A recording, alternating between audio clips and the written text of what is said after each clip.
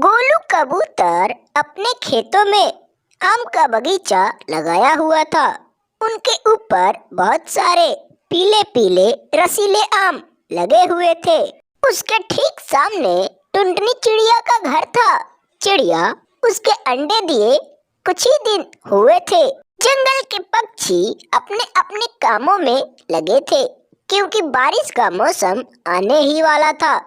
कालू कौआ उसी रास्ते से जाते हुए रानू चिड़िया को देखा तो कहा कि ओ चिड़िया, मैंने सुना है कि तुम अच्छा घर बनाती हो।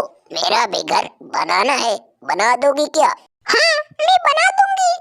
धीरे धीरे शाम होने लगा।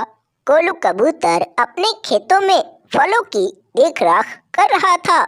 अगले दिन सुबह होते ही टुनटुनी जंगल की तरफ दाना चुनने निकल पड़ी। देखी गोलू कबूतर का बगीचा तो गोलू नहीं था। टुनटुनी वहीं से फल तोड़कर लौट गई। टुनटुनी चिड़िया और सेठ दोनों मिलकर एक साथ सेठ के घर को बनाने लगे। उसी जंगल में एक गोलू कबूतरी और कालू कौआ दोनों एक साथ रहा करते थे। कालू कौआ एक मजदूर किसान था। हर दिन अपने खेतों में हल चलाता और फसल बोता था। कुछ दिन बाद वह फसल हो जाते तो काट कर उन्हें बाजार ले जाता था। ऐसे ही गोलू कबूतरी और कालू कौए का जीवन कट रहा था। दोपहर के समय टुनटुनी चिड़िया एक नीम के ऊपर बैठी हुई थी। उसको बहुत जोर से भूख लगा था। चलती हूँ गोलू कबूतर के बगीचे में, वहीं फल खाकर अपना पेट भरूंगी। इधर गोलू कबूतर अपने बगीचे में छुप चुका था क्योंकि अगले दिन टुनटुनी उसके बगीचे से फल तोड़ चुकी थी। थोड़ी देर में ही टुनटुनी उसके बगीचे पर आई और मीठे ताजे फल तोड़ने लगी। गोलू, मैं कई दिनों से देखता था कि तुम मेरे बगीचे में आती थी, आज के बाद मत आना। टुनटुनी रोते हुए घर चली गई। रानू चिड़िया एक बड़े से तालाब के किनारे बैठकर पानी पी रही थी। तभी उसको एक कमल का फूल दिखा। कही कि वाह, कितना सुंदर है यह फूल। जंगल के सारे पक्षी आपस में यही चर्चा कर रहे थे। इधर सेठ चंदूलाल रानू चिड़िया के घर में रहने लगा। धीरे धीरे शाम हो चुका था। अगले दिन सुबह होते ही इसके द्वार पे दो पक्षी आए, एक गोलू एक कालू। कहे कि ओ सेठ, बाहर निकलो। सेठ चंदूलाल घबरा गया। बाहर आया, देखा तो कालू और गोलू थे। बोलो, क्या हुआ? इतनी जोर आवाज में क्यों बोल रहे थे? कालू कौआ कहा कि हम लोग सुने कि तुम। सेठ, मैं कुछ नहीं जानता बाकी पक्षियों के बारे में, तुम यहाँ से चले जाओ। ये दोनों आपस में बातें करते हुए घर चले आए। सेठ को बहुत जोर से भूख लगा था। आज चलता हूँ गोलू के बगीचे में मीठे ताजे फल खाने। सेठ चंदूलाल बहुत लालची था। इधर गोलू अपने खेतों में कई दिनों से पहरा कर रहा था। कालू आया, देखा तो भाग गया। वन के जंगल में दो घमंडी पेड़ थे, एक आम का एक लीची का। टुनटुनी चिड़िया भूखे प्यासे आकर आम के ऊपर बैठ गई। घमंडी आम घमंड से कहता है कि ओ चिड़िया, तुमको यही पेड़ दिखा क्या? सामने अनार का पेड़ है, जाओ उस पर बैठो। टुनटुनी चिड़िया बिना कुछ कहे वहाँ से निराश होकर चली गई। धीरे धीरे शाम होने लगी। सारे पक्षी अपने अपने घरों में सो गए। अगले दिन जब सुबह हुआ तो रानू अपने घर के सामने बैठकर रो रही थी। रानू चिड़िया बहुत रोई। ये दोनों घमंडी पेड़, हम मीठा तो हम मीठा। ओ अनार, देखो मैं तुमसे ज्यादा रसीला हूँ और मीठा भी। फिर अनार, तो मैं तुमसे कम हूँ क्या? जो पक्षी मेरे फलों को खाता है उसको ताकत मिलता है। ये दोनों आपस में रहे थे।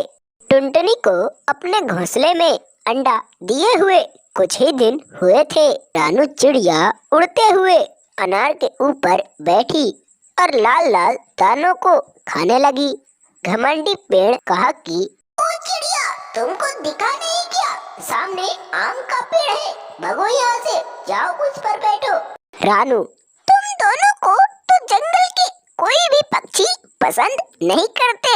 तुम दोनों बहुत घमंडी हो, इसीलिए। रानू चिड़िया वहाँ से गुस्सा होकर चली गई।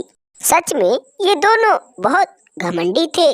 गोलू कबूतर अपने घर नहीं था तो उसकी पत्नी खाना पका रही थी।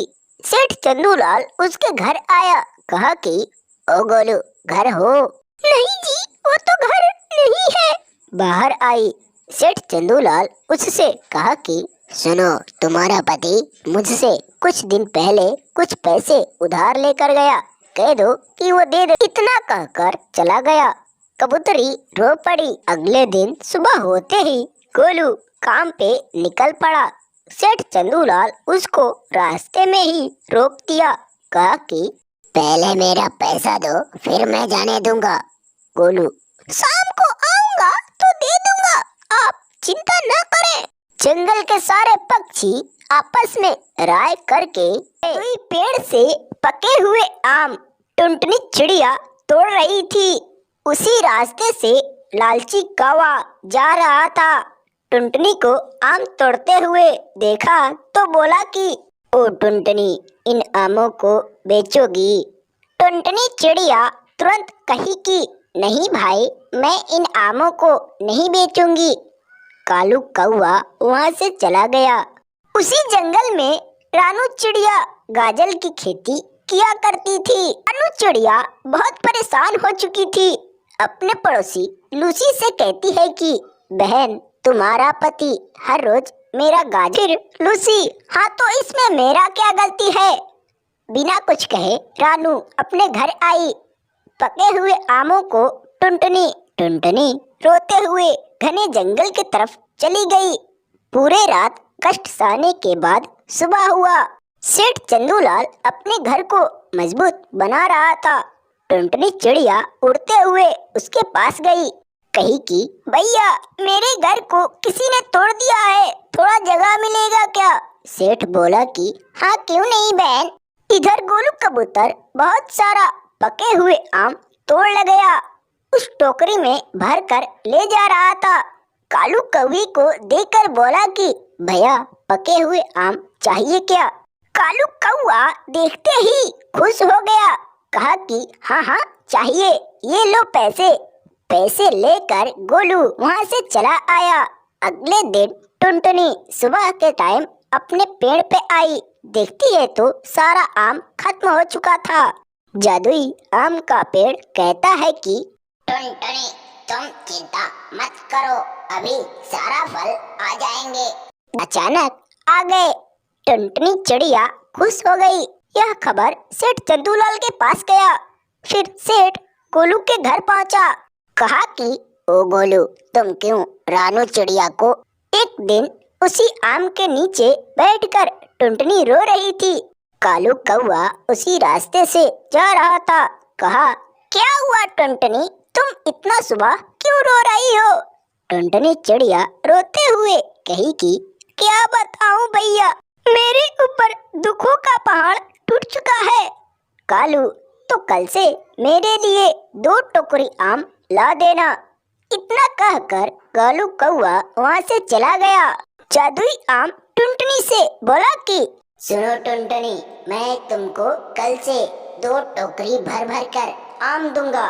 उन पैसों से अपना घर चला लेना। इन दोनों को बातें करते करते शाम हो गया। टुनटुनी अपने घर चली गई। अगले दिन सुबह होते ही कालू कौवा अपने दुकानों पे अच्छे अच्छे फल बेच रहा था। इधर टुनटुनी चिड़िया घने जंगल से होकर पेड़ के पास गई। कहती है कि हे जादुई पेड़, 2 टोकरी आम दो। इतना कहते ही पेड़ चिड़िया को 2 टोकरी आम दिया। वहाँ से लेकर जंगल के रास्ते से फिर कौवे के पास गई। आम देकर बोली, भैया मुझको पैसा दो, घर जाना है। कालू कौवा उसको अच्छा पैसा दिया। उसी दिन से टुनटुनी जंगल में हंसी खुशी से रहने लगी। हेलो बच्चों, कैसे हो? अगर आपको हमारी यह वीडियो पसंद आया तो प्लीज हमारे इस वीडियो को एक लाइक जरूर करो और ऐसे ही टूनी चिड़िया की कहानी देखने के लिए हमारे इस चैनल को जरूर सब्सक्राइब करो। पूरी वीडियो देखने के लिए आपको धन्यवाद।